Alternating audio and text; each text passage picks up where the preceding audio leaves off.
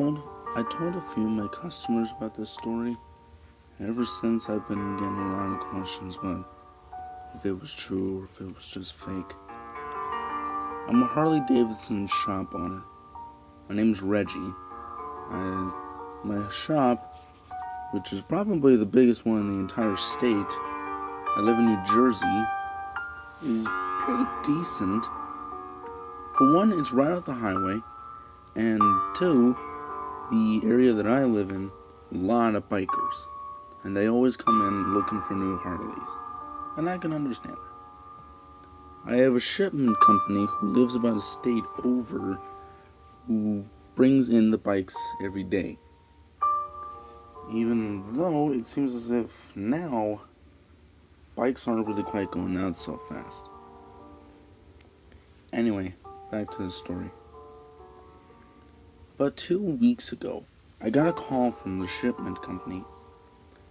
They told me to run the order down again because they told me that there were only 11 when I requested 12. I got confused. I asked if they were joking, and they said no. The guy on the phone even said that he sent 2 people into the truck that was going to be shipping the next order to me and saw that there were only 11, and where the 12th one was supposed to be was some sort of wooden crate. I'm guessing that maybe it was supposed to be for like supplies or something, but they would have told me if it was for supplies, and I thought that I requested 12 Harleys. I didn't understand. I just told the guy, look, buddy, either my order is right or it isn't. Either way, I'm taking these Harleys, okay? See you soon, I guess. That entire call got me confused. How could there possibly be 11 Harleys if I requested 12? And this shipment company gets all of my orders right. And what was this about some wooden crate? I had to find out for myself. About 6 hours later, my shipment finally came in.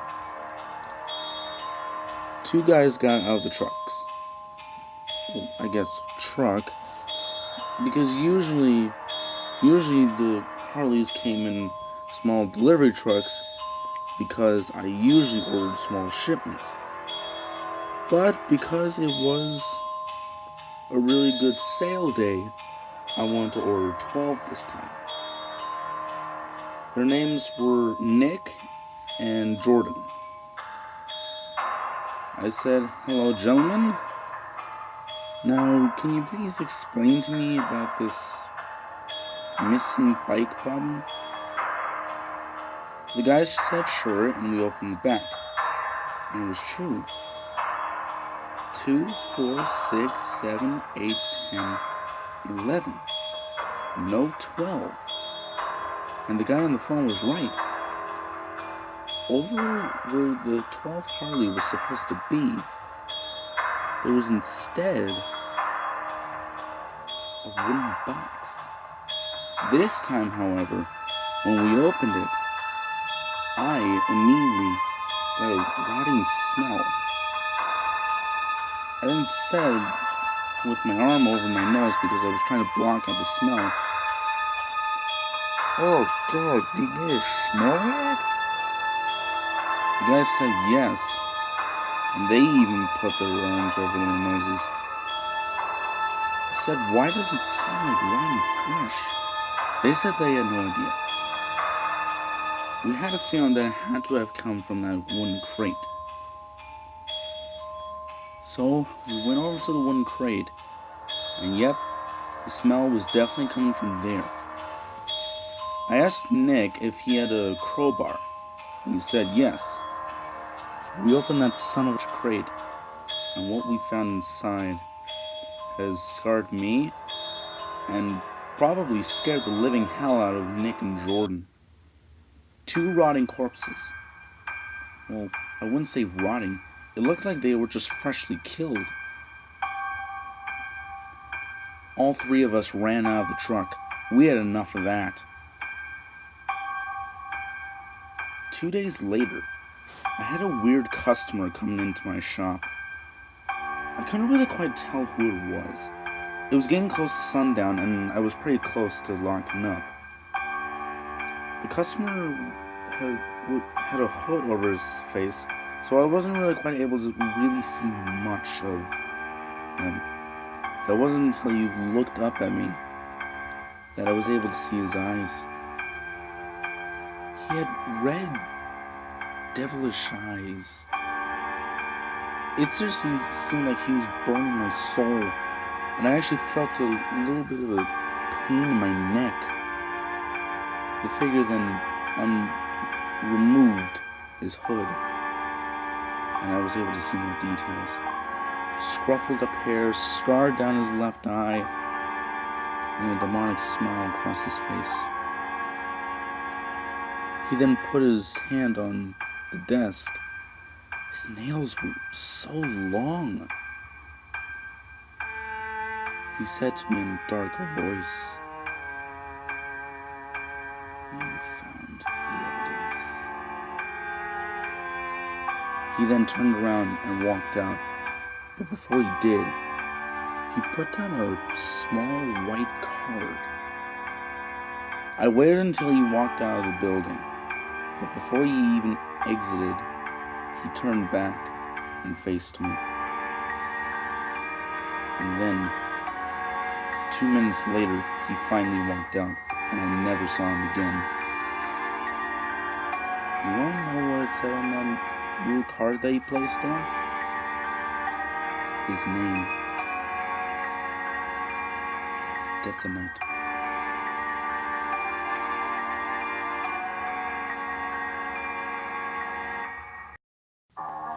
I'm the manager for a Taco Bell.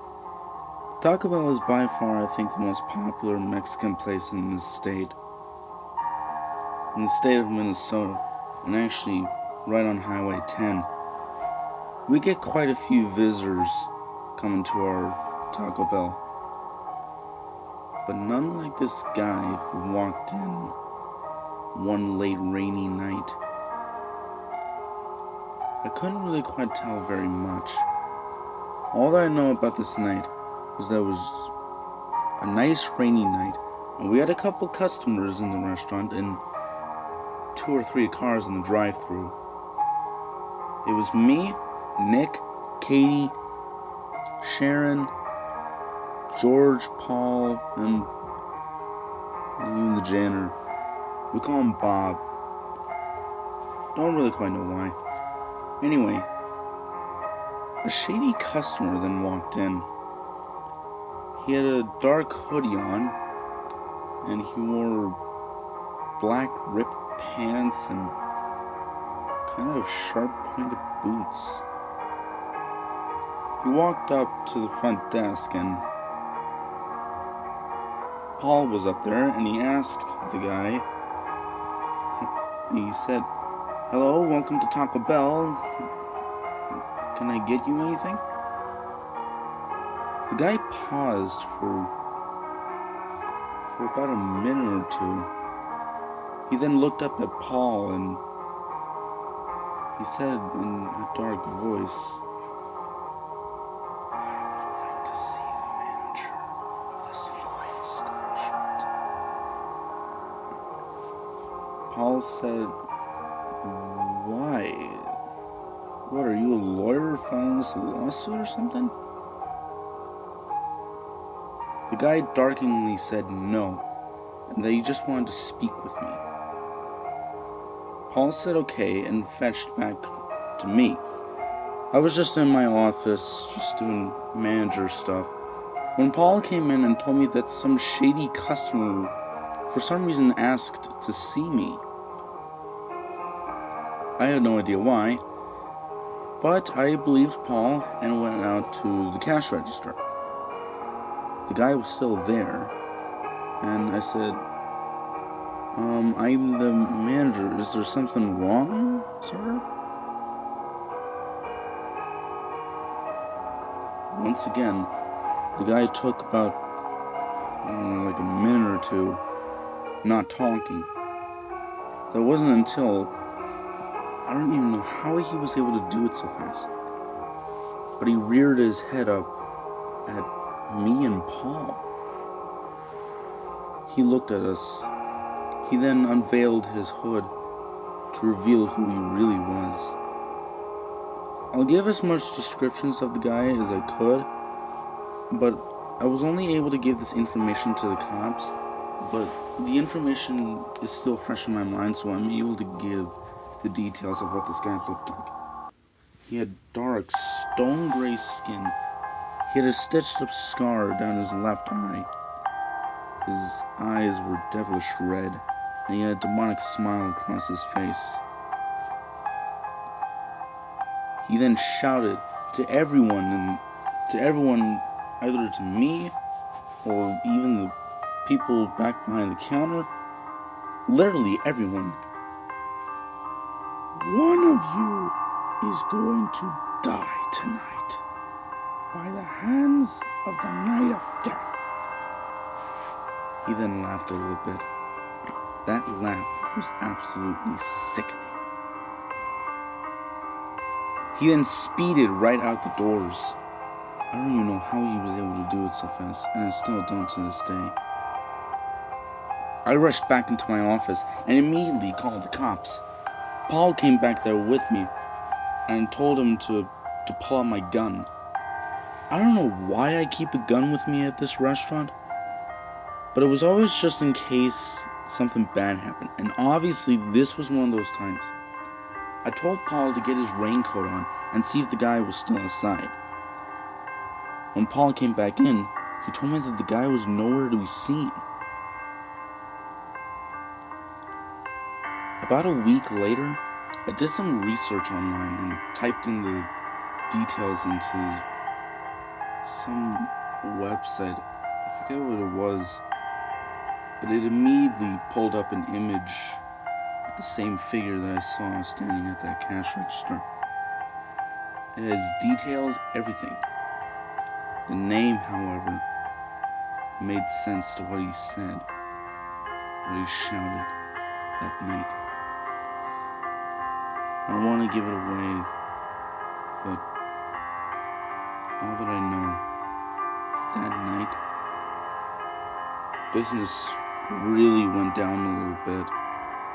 For about a month or so, people rarely came in to the building. They mostly went through the drive-thru. I have a feeling that the people that were in there probably shit themselves. And I can understand that. I will never forget this.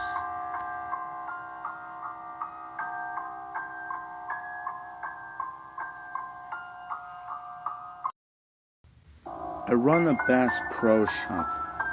You know, that fishing place that fishermen always like to come to get new fishing supplies and stuff like that.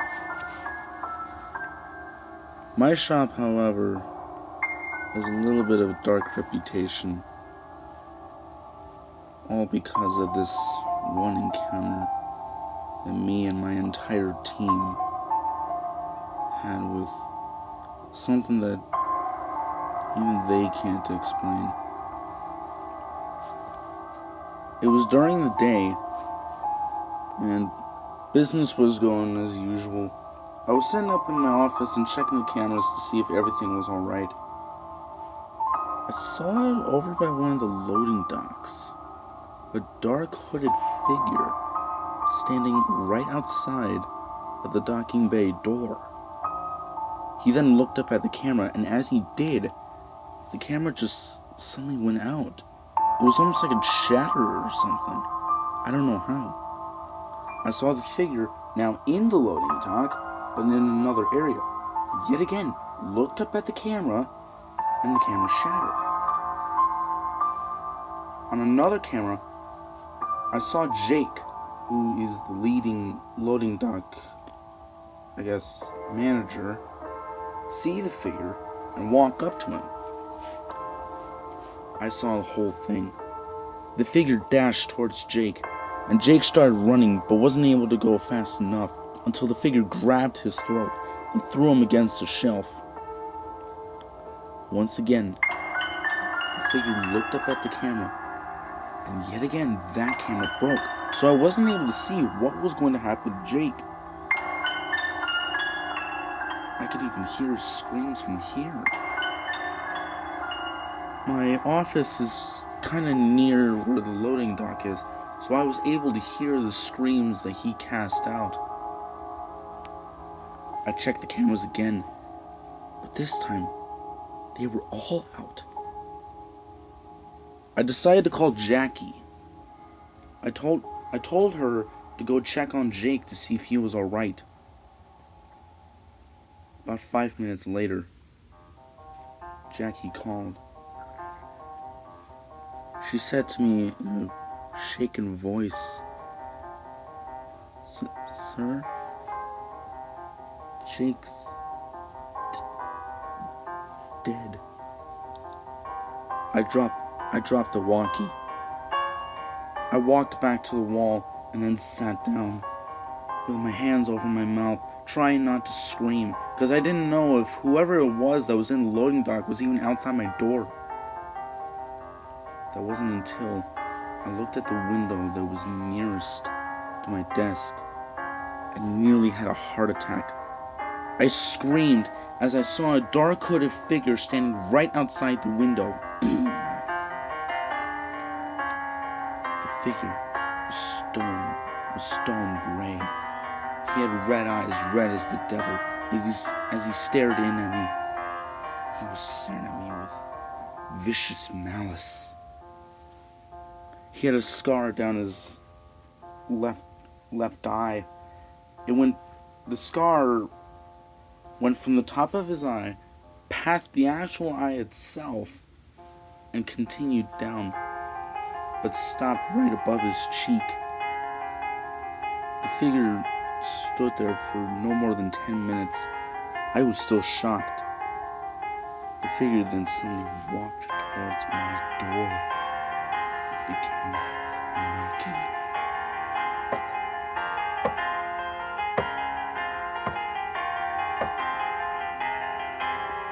I shouted at the figure to go away, but he continued knocking.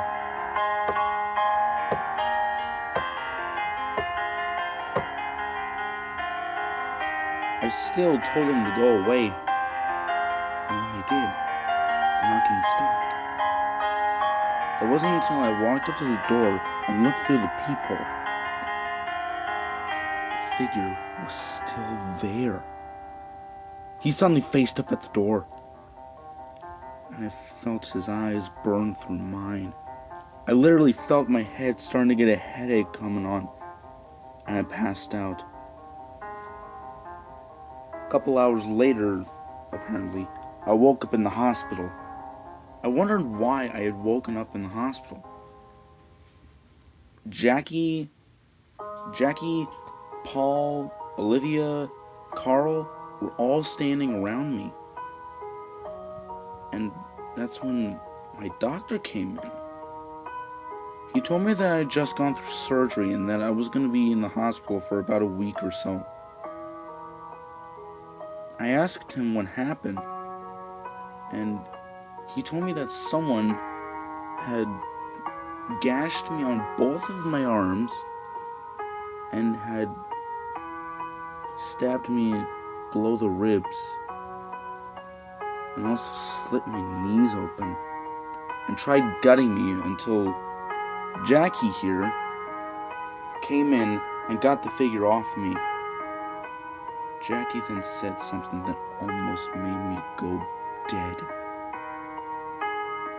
She said that when she got into my office, she saw the figure towering over me with a knife in his hand. He was about to plunge it when he heard her say to him, "Get off of my manager." The figure turned and explained that he was there to terminate my sins, to kill the innocent. She then told me that the figure laughed out loud, dark and demonic, and then disappeared in a blazing light, and he disappeared. Jackie then called 911 and had them get over to the Fleet Farm right away. Sorry, I mean the Bass Pro Shop. Sorry. My memory lately has been really messed up since then. So, I don't even remember what store it was. I'm pretty sure it was Bass Pro. Anyway, because I had to spend a week out of that shop, my assistant manager, Charlie, had to take over. Since then, we never had to deal with anything like this. Charlie told me that three of my best employees were cut dead. Jake, who was the first one to, I'm guessing, go, was slit in the neck. No, not slit, gashed, like very deeply.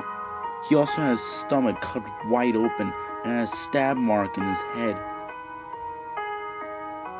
Perry, who was, I guess, the newest member, his chest was cut wide open and his heart was slit out. His knees were also broken backwards. He was absolutely mutilated. But the most mutilated that I had ever seen, or at least when I got back, because no one bothered to even want to pick the bodies up, was Jerry. Jerry, oh my god, looks so mutilated. His neck was so broken and his head was so caved in, it almost looked like it would just break open. His eyes were gouged out, his chest was cut wide open, his intestines were everywhere, his heart was cut, his lungs were sprawled out all over, his legs, even his feet were so broken. I will never forget those images, and I will also never forget this, and I will never forget what Jackie said